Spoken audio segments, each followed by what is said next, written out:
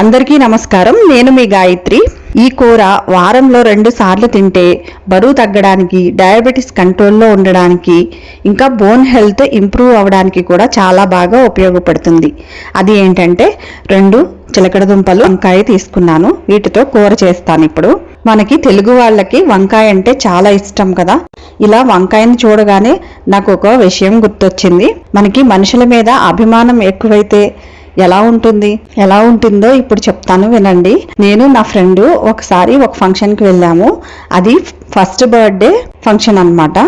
లంచ్కి పిలిచారు, వెళ్ళాము. చాలా బాగా రిసీవ్ చేసుకున్నారు. వాళ్ళకి నా ఫ్రెండ్ అంటే చాలా అభిమానం, చాలా బాగా చూసుకున్నారు మమ్మల్ని. అయితే లంచ్ టైం అయింది.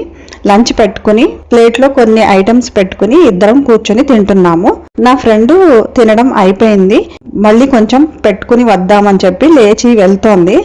ఈ లోపు ఆ బేబీ ఫస్ట్ బర్త్డే అన్నాను కదా, వాళ్ళ అమ్మమ్మ ఆవిడ గబగబా వచ్చి, అయిపోయిందా అమ్మ, తినడం అయిపోయిందా, ఇటివ్వు ప్లేట్ నేను పడేస్తాను, పర్వాలేదు, నువ్వు కూర్చో, చేతులు కడుక్కో, నువ్వు కూర్చో అని అలా గబక్కన ప్లేట్ తీసేసుకుని వెళ్ళిపోయారు ఆవిడ. ఇంకా మీ ఇద్దరం షాక్ అయ్యామన్నమాట.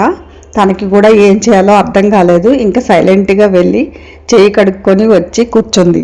ఈ సిచ్యువేషన్లో మీరుంటే ఏం చేస్తారు? ఈ విషయం విన్న తర్వాత మీకేమనిపించిందో కామెంట్స్లో షేర్ చేయండి.